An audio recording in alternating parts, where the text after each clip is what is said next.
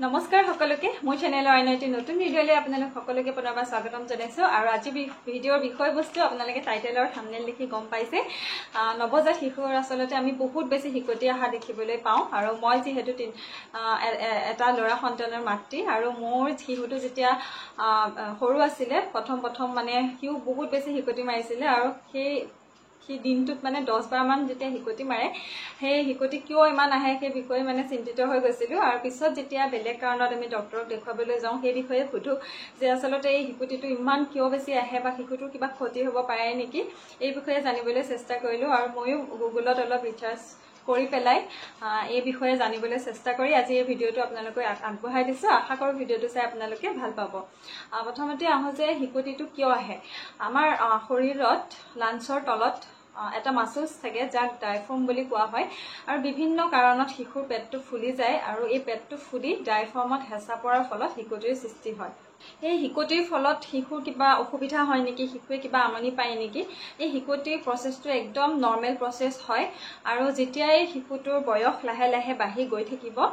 এই হিকটিসমূহ নিজে নিজে নাইকিয়া হৈ যায় মই মোৰ বেবীৰ ক্ষেত্ৰতো পাইছো প্ৰথমতে যিটো পৰ্যায়ত হিকটি মাৰে সি তাৰ পিছত লাহে লাহে এই হিকটিটো নিজে নিজে নাইকিয়া হৈ গ'ল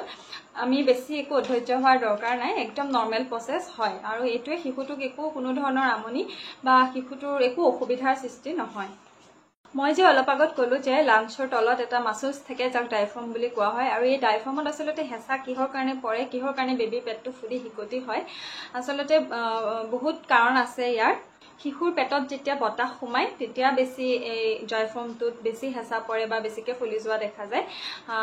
বিশেষকৈ এইটো নিউবৰ্ণ বেবীসকলে যেতিয়া ব্ৰেষ্ট ফিডিং কৰে সেইটো ক্ষেত্ৰতে হয় ব্ৰেষ্ট ফিডিং কৰি থাকোঁতে শিশুবিলাকে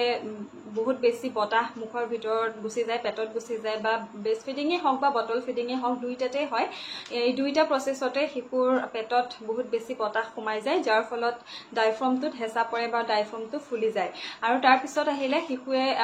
অভাৰ ফিডিং যেতিয়া কৰে যেতিয়া শিশুৰ আমি সকলোৱে জানো শিশুৰ ভিতৰৰ জেগাটো বহুত বেছি সৰু আৰু যেতিয়া জোখতকৈ বেছি শিশুটোৱে অভাৰ ফিডিং যেতিয়া কৰি দিব তেতিয়া সেই ডায়ফ্ৰমটো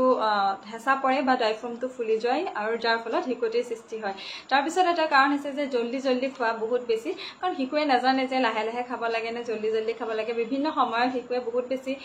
উৎপাতকৈ খায় জল্দি খায় যাৰ বাবে ডায়ফ্ৰমত হেঁচা পৰে বা বতাহ সোমাই বা ফুলি যোৱাৰ চান্সেছ হয় আৰু এই হিকটিৰ প্ৰব্লেমটো বেলেগ শিশুতকৈ বেছিকৈ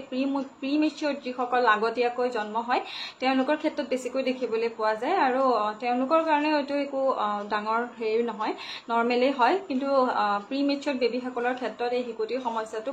জোখতকৈ বেছিকৈ দেখিবলৈ পোৱা যায় বুলি মই গুগলত তেনেদৰে পাইছোঁ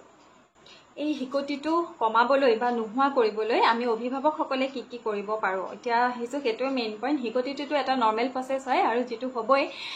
সেই ক্ষেত্ৰত আমি পিতৃ মাতৃসকলে আমি কি কৰিব পাৰোঁ আমি যেতিয়াই শিশুটোক ফিডিং কৰাওঁ গাখীৰ খুৱাওঁ তাৰ পিছতে শিশুটোক প্ৰত্যেকবাৰ গাখীৰ খুওৱাৰ পিছত আমি শিশুটোক বাৰ্প কৰিব লাগে উগাৰ মাৰিবলৈ চেষ্টা কৰিব লাগে কাৰণ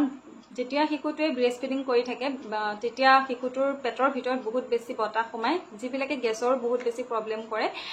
গতিকে আমি প্ৰত্যেকটো ফিডিঙৰ পিছত যদি আমি বাৰ্প কৰোঁ তেতিয়া এই হিকটিৰ সমস্যাটো অলপ হ'লেও কমকৈ দেখিবলৈ পোৱা যায় আৰু তাৰপিছত আহিছে যে সৰু ফিড দিব লাগে মানে কমকৈ খুৱাব লাগে আৰু ঘনাই খুৱাব লাগে এবাৰতে মানে বহুত বেছি ফিডিং কৰাব নালাগে কমাই খুৱাব লাগে ঘনাই খুৱাব লাগে আৰু শিশুৰ যিটো ফিডিং পজিশ্যন মানে আমি শিশুটোক কেনেকৈ ব্ৰেষ্ট ফিডিং কৰাওঁ কেনেকৈ গাখীৰ খুৱাওঁ আমি বিভিন্ন সময়ত মাতৃবিলাকে কি কৰোঁ বিচনাত শুৱাই পেলাই বেবীটোক গাখীৰ খুৱাওঁ এইটো একদম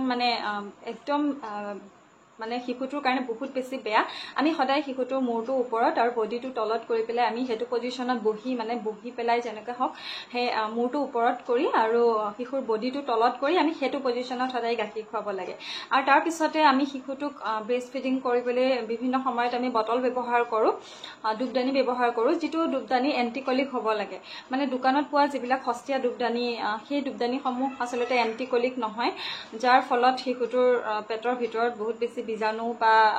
গেছৰ সমস্যা হওক যদি আমি ভাল বটল এটা লওঁ ভাল দুগ্ধদানী বটল এটা লওঁ তেতিয়াহ'লে এই সমস্যাটো অলপ হ'লেও কমকৈ দেখা পোৱা যায় গতিকে শিশুক আমি সদায় ব্ৰেষ্ট ফিডিং কৰাবলৈ যিটো বটল ব্যৱহাৰ কৰোঁ সেইটো সদায় এণ্টিকলিক বটল হ'ব লাগে আৰু মই মোৰ শিশুটোৰ ক্ষেত্ৰত ফিলিপছ এভেণ্টৰ যিটো বটল সেইটো ব্যৱহাৰ কৰোঁ আপোনালোকে যদি বিচাৰে মই নামটো লিখি দিম স্ক্ৰীনত আপোনালোকে চাই পেলাই আনি ল'ব পাৰিব আৰু যেতিয়া আমি বটল দি ফিডিং কৰাওঁ তেতিয়া আমি এটা কথা লক্ষ্য ৰাখিব লাগে যাতে বটলটোৰ নিপুলটোত গাখীৰ সম্পূৰ্ণৰূপে থাকে যদি গাখীৰ নাথাকে শিশুটোৱে যদি এনেই বটলটো হুপি থাকে শিশুটোৰ পেটৰ ভিতৰত বহুত বেছি বতাহ সোমাই যায় আৰু যাৰ ফলত ড্ৰাই ফৰ্মত হেঁচা পৰে ফুলি যায় পেটটো আৰু শিকটি বহুত বেছি আহি যায় গতিকে শিশুটোৰ নিপুলটোত যাতে সদায় গাখীৰ ভৰি থাকে সেইটো কথা আমি লক্ষ্য ৰাখিব লাগে আৰু সবতকৈ মেইন কামটো হৈছে যে আমি ধৈৰ্য ধৰিব লাগে কাৰণ শিকটিটো এটা নৰ্মেল প্ৰচেছ গতিকে শিকটি আহিবই আমি যদি এইখিনি কথা অকণমান মন কৰোঁ অকণমান শিশুটোৰ এইখিনি ক্ষেত্ৰত ধ্যান লওঁ ধৈৰ্য ধৰোঁ তেনেহ'লে এইটো একদম এটা নৰ্মেল প্ৰচেছ আৰু এই ক্ষেত্ৰত বেলেগকৈ চিন্তা কৰিবলগীয়া একো নাই আৰু কেতিয়া আমি ডক্টৰক দেখুৱাব লাগিব আচলতে বহুত সময় যদি একেৰাহে শিশুটি আহিয়ে থাকে শিশুটোৱে যদি খাবলৈ নিবিচাৰে তেতিয়া আমি এবাৰ ডক্টৰক দেখাই লোৱাটো ভাল আৰু এইটো নহয়েই আচলতে বহুত সময় তেনেকৈ মই আজিলৈকে তেনেকৈ ইমান দেখা নাই আৰু যদি প্ৰিমেচিয়ৰ বেবীৰ ক্ষেত্ৰত তেনেকুৱা হয় বা কিছুমান বেবীৰ ক্ষেত্ৰত হ'বও পাৰে যদি তেনেকুৱা হয় যে বহুত সময় ধৰি একেৰাহে আহি আছে আৰু শিশুটো একো খাবলৈ মন কৰা নাই তেতিয়াহ'লে আপোনালোকে এবাৰ ডক্টৰক দেখাব পাৰে গতিকে আশা কৰোঁ আজি মোৰ ভিডিঅ'টো চাই ভাল পালে আৰু মোৰ এনেধৰণৰ বেলেগ বেলেগ ভিডিঅ'সমূহ পাই থাকিবলৈ মোৰ চেনেলটো প্লিজ ছাবস্ক্ৰাইব কৰিব লাইক কৰিব শ্বেয়াৰ কৰিব গতিকে পুনৰ এটি নতুন ভিডিঅ'লৈ সকলোকে আকৌ লগ পাম আজিলৈ বাই বাই